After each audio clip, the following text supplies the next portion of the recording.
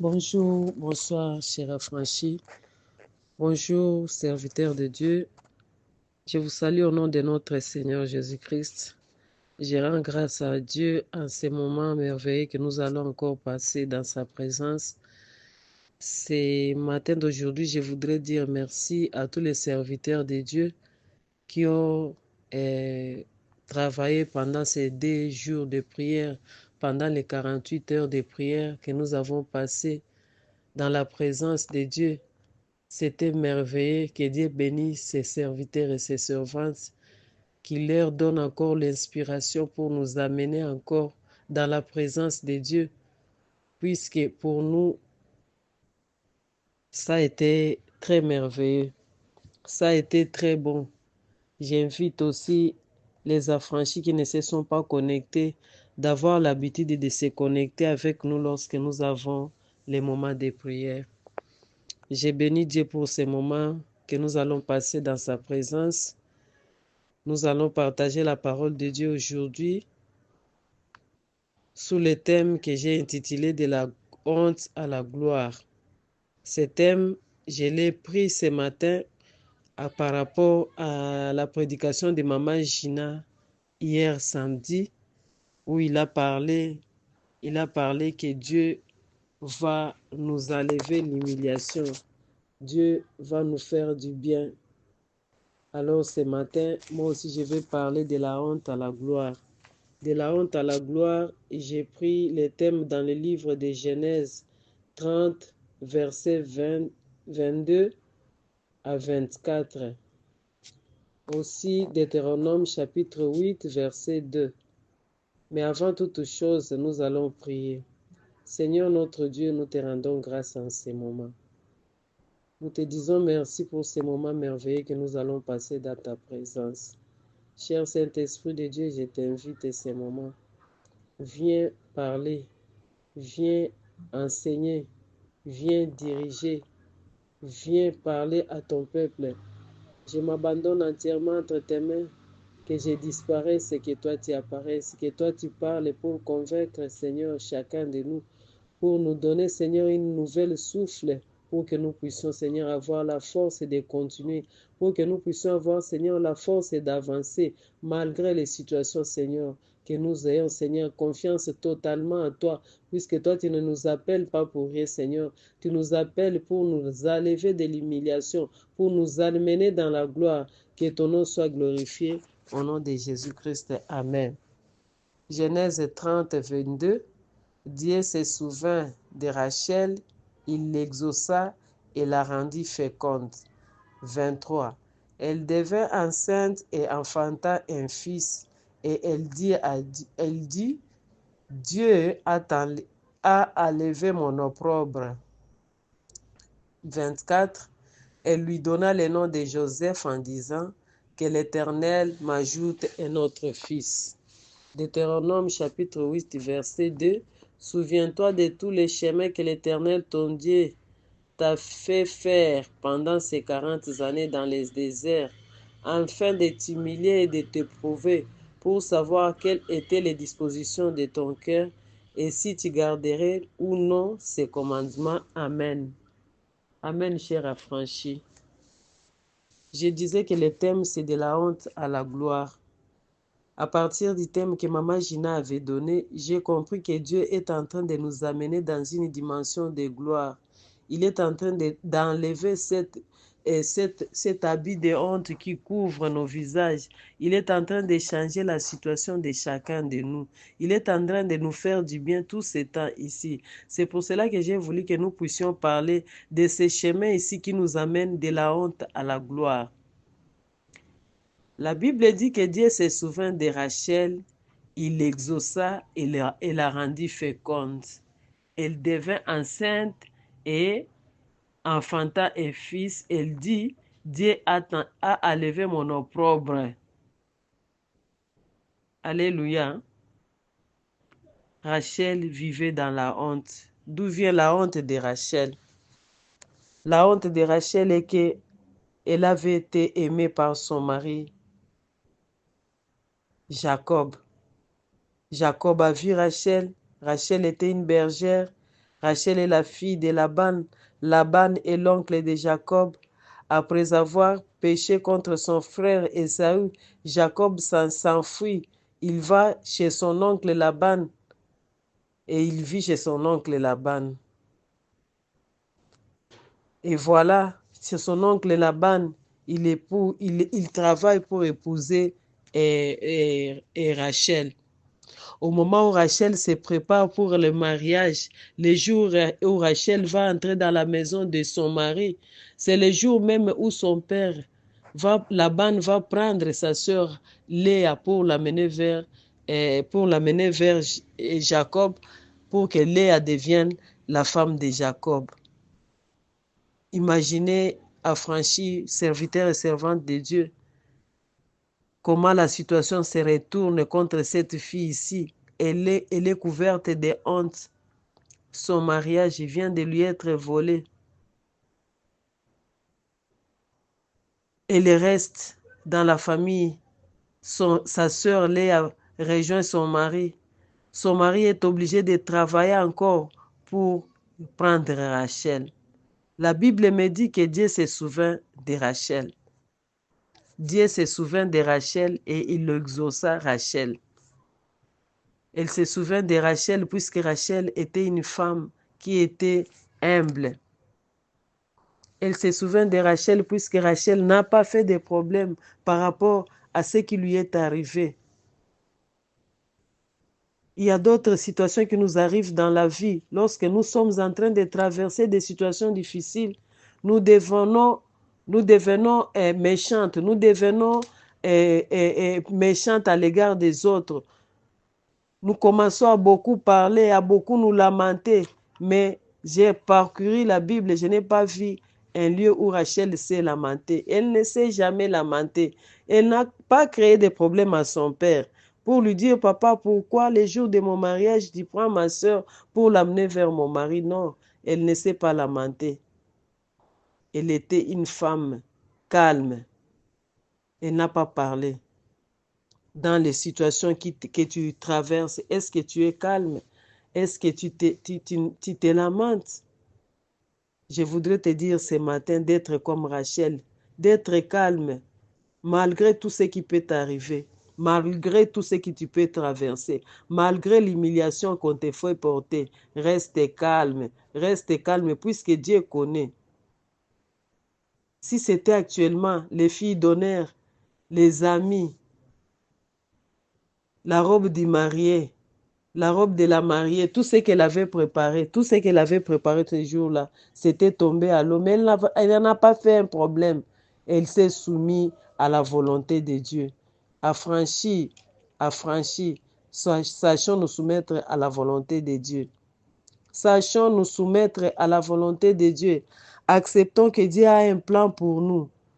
Dieu a un plan. Rachel a accepté. Elle a accepté la volonté de Dieu, elle s'est soumise.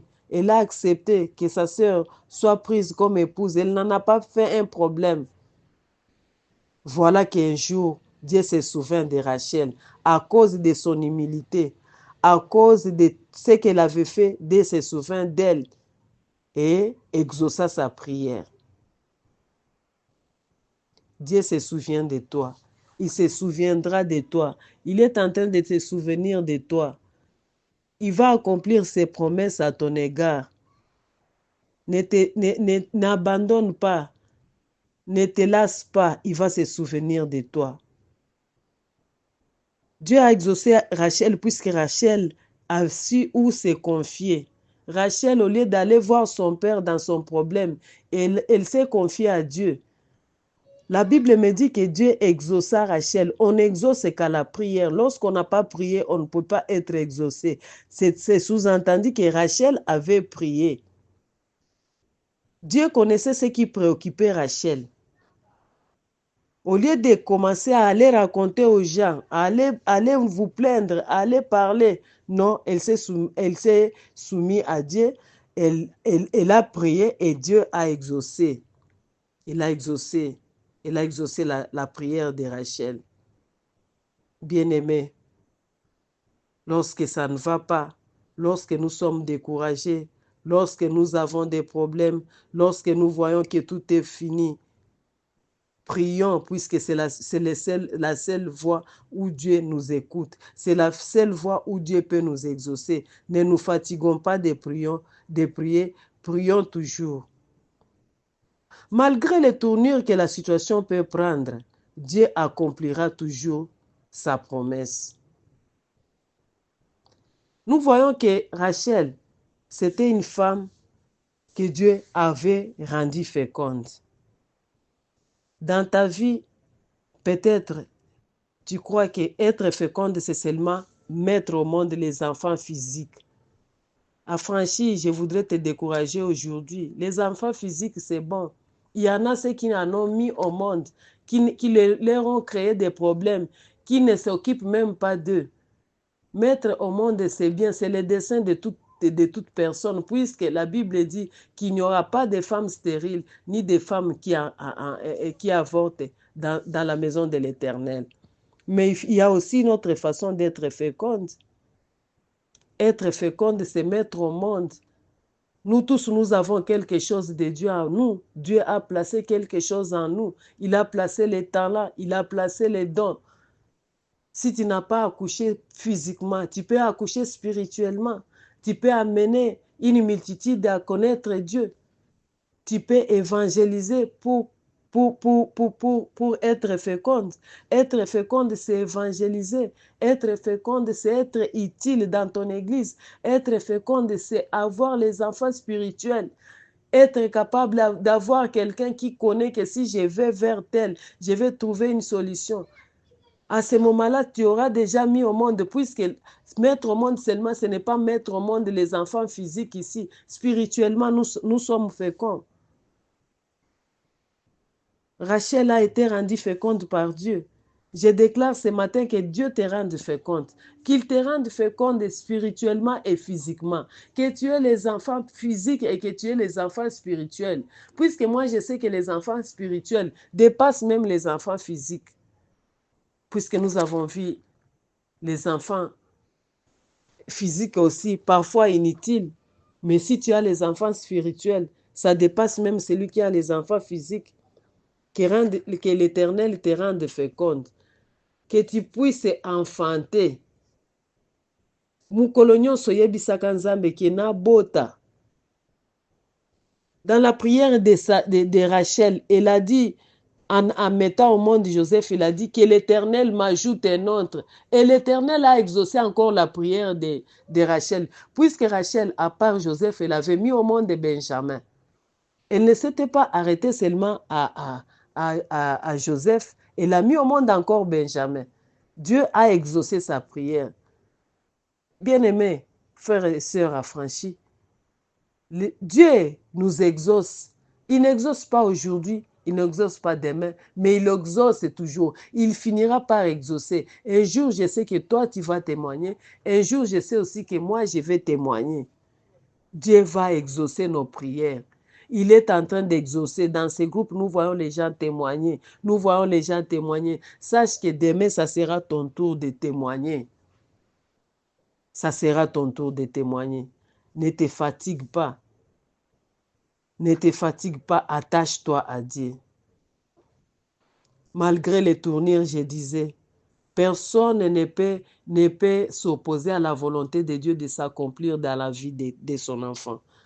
Nous sommes les enfants de Dieu. C'est ce que Dieu a prévu pour nous. Ça accomplira certainement. Je voudrais te montrer cette situation.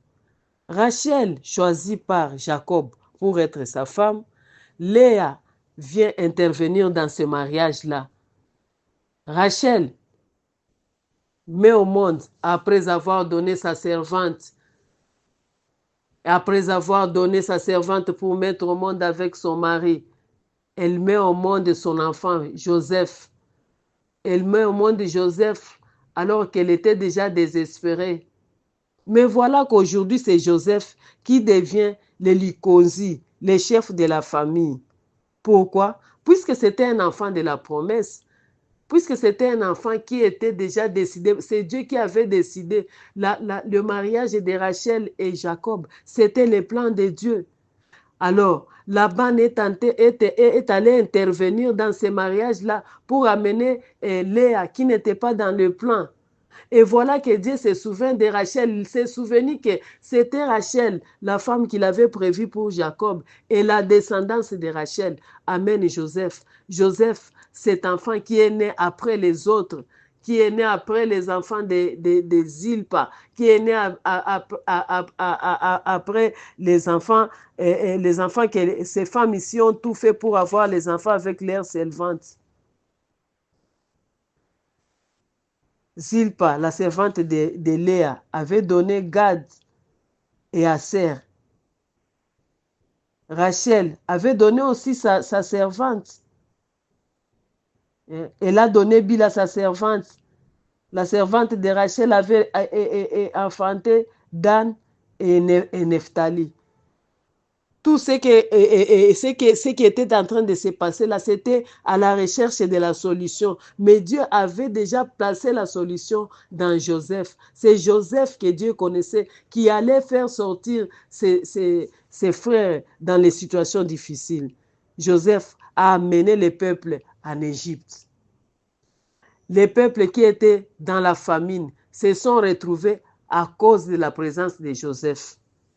C'est Joseph qui a amené la solution dans la famille ici de Jacob. Et Jacob est arrivé en Égypte grâce à son fils Joseph. Je déclare sur toi que les plans que Dieu a fait pour toi, malgré qu'ils peuvent s'immiscer, malgré qu'ils peuvent se lever pour pouvoir bloquer, pour pouvoir abîmer, pour pouvoir faire à ce que ça ne s'accomplisse pas. Mais je déclare que ces plans-là, comme Dieu, c'est lui-même Dieu qui avait décidé ça pour toi, que ça s'accomplira certainement. Ce qui est important dans ta vie est de rester attaché et de rester, selon Habakkuk 2, rester au mirail en train d'attendre et attendre l'accomplissement puisque ça va s'accomplir certainement. Les fils de la femme ici qui ne mettaient pas au monde, les fils de la femme qui a été humiliée, les fils de la femme qui a été humiliée d'abord dans sa famille, humilié le jour de son mariage, les grands jours comme les jeunes femmes aiment l'appeler, les jours où la femme se sent à l'aise, les jours où la femme se sent aimée, les jours où la femme célèbre l'amour de son mari, c'est ces jours-là qu'elle a été humiliée. Mais voilà que Dieu enlève cette opprobre, enlève cette humiliation et amène Rachel dans la gloire. Malgré que la Rachel n'a pas savouré la gloire de Joseph, mais son nom, le nom de Rachel est cité comme la mère de Joseph.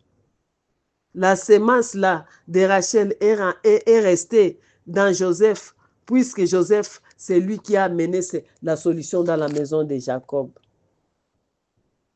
Bien-aimé, affranchi, serviteur et servante de Dieu, ce matin, la servante de Dieu, Maman Gina, nous a parlé en long et en large. Elle nous a dit de ne pas nous fatiguer, de rester connectés, de tenir fort, de garder l'espérance, puisque Dieu va faire. Moi, je déclare que Dieu va faire. Moi, je dis que Dieu va faire. Je sais que Dieu va faire. Il va faire des miracles. Il va faire des prodiges. Il va faire des grandes choses. Cette honte avec laquelle tu marches aujourd'hui, je sais qu'un de ces 4 matins, tu vas t'élever avec une autre identité.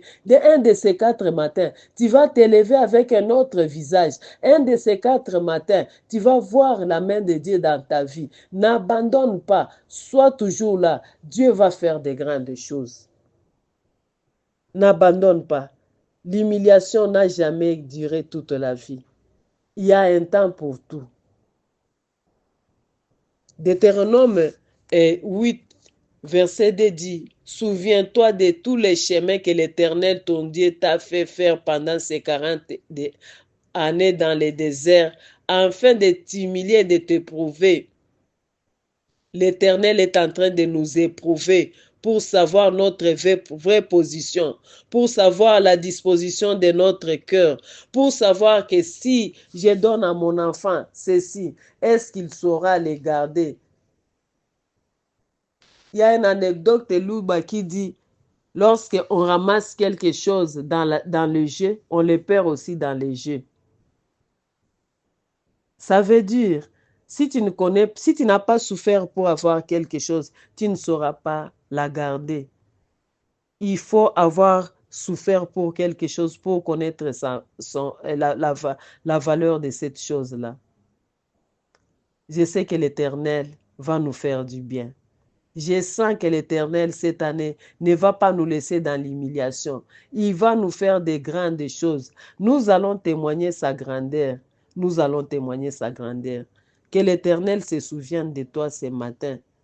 Qu'il te fasse du bien.